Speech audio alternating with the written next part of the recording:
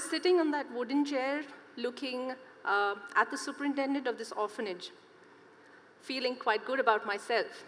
This was about 12 years ago when I decided that on an auspicious occasion for the family, I will feed the orphanage that was closer to my home, the orphanage that had more than 200 young girls.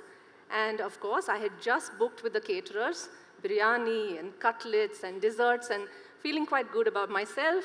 I'd gone to meet the superintendent, and she looked mighty pleased too. She was gracious, full of gratitude, thanked me a million times for one lunch. And while leaving, I felt so good. I said, you know what? Maybe I'll do this every month. Wouldn't that be nice? And thankfully, I was looking at her when I said it, and her face kind of shifted a bit, and I paused and I said, what? Do you want something else? Don't they like biryani? Would they like something else? Should I do it once a week instead of once a month? And she looked at me and said, you know, actually, there are very good people who feed us exotic food twice a day. So we actually have a problem of bad stomachs in the orphanage, and all they really want is plain dal chawal, and sometimes they just like to be hungry and left alone. It was like a shocker for me, because I, from my place of privilege, had assumed that poor children will be hungry, and hungry people want the best food, so no dal chawal. I asked her, all right, blankets, clothes? She said, we get blankets once a week, lots of clothes. What do you need? What do you need? She said, sanitary napkins. Nobody pays us for sanitary napkins. Incidentally, it was the cheapest item on the list, but it was difficult for them to ask. It was even more difficult for the patron to pay, because how do I go back home and tell my family I supplied sanitary napkins for the month? A bit of this embarrassment, so let me feed biryani instead. But that episode stuck in my memory, because that's the time when I learned always to ask the first fundamental question, which is, what do you need? Thankfully, very soon, I, being a chartered accountant, was already very, very irritated with my profession, and I found Edelgive Foundation, which was a small grant-making foundation, gave grants to small NGOs across the country, and it blew my mind.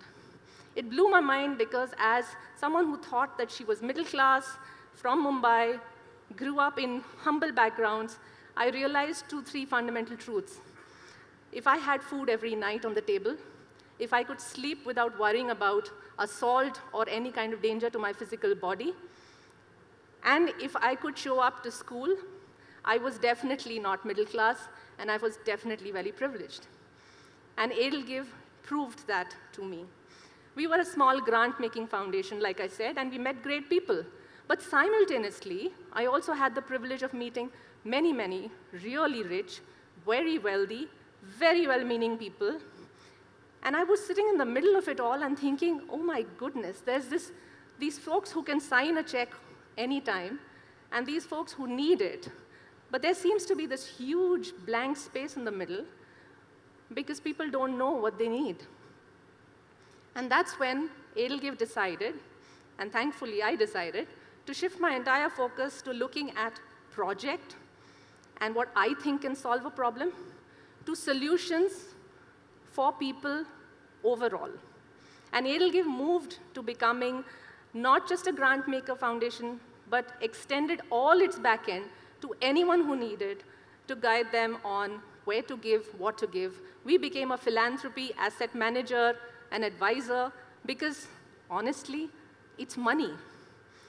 If I tell you go and buy a mutual fund, are you going to spend 8 months talking to 20 mutual fund owners, going and checking into their offices on whether they receive salaries or not? No. There are some metrics. You decide, you buy. Can't philanthropy be smarter? Can't philanthropy do better? Is it not something that we as smart people coming from good universities can do? Manu and Safia said a very incredible thing, that we are all products of kindness that other people have extended to us. It's not just for those of the marginalized. I standing here, you sitting there, we are all here today because people have been kind, benevolent, and enablers of different parts of our journeys. We are products of a subsidized education system, and we are products of an ecosystem where people opened doors for us. And that's what I think we need to bring to the table. So when Edelgive moved from being a grant maker to a philanthropy advisor, we started thinking of how to structure giving in a way that givers find it easier to give. So 7 years ago, we put together a collaborative, and we said, all right, 7 funders come together, let's partner with the government, roll out an education program in the whole of Maharashtra. Could we have done it alone? No chance. But you know what happened? Because 7 eager funders were on the table, the government got excited, our pilot worked with 25,000 children, and in 1 year, we moved it from 25,000 children to 1.5 million children.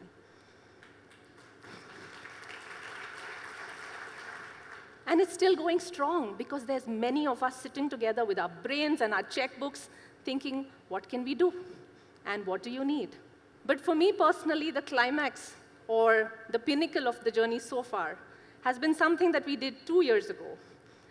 An initiative that we brought in 2 years ago, Grow.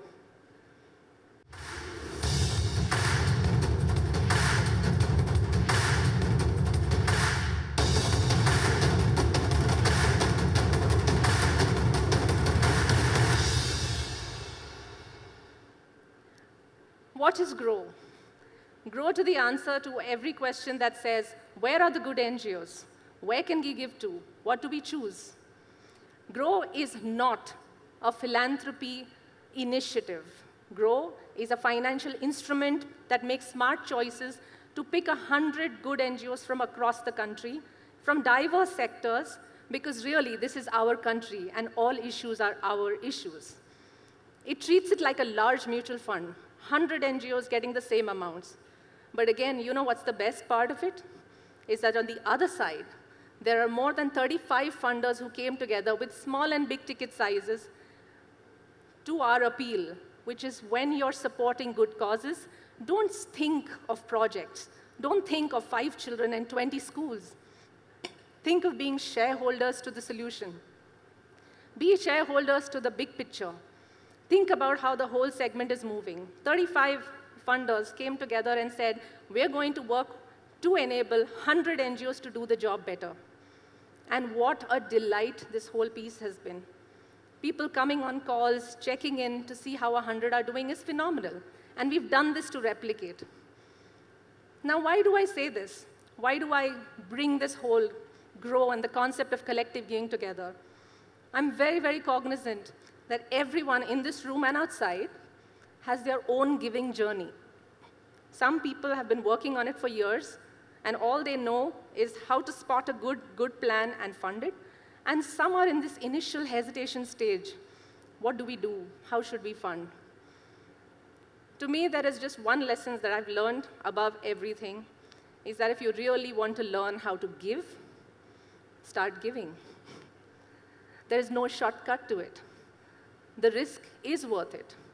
And why is it not? Everything in life is risky. How can humanitarian issues be bereft of risk? Issues that have outlived us and our previous generations, have survived hundreds of years. We are attempting to solve it together with the smartest technology, smartest approach, best financial instruments. So when you think what you can do, give. And before you give, ask the first fundamental question. What do you need? Thank you.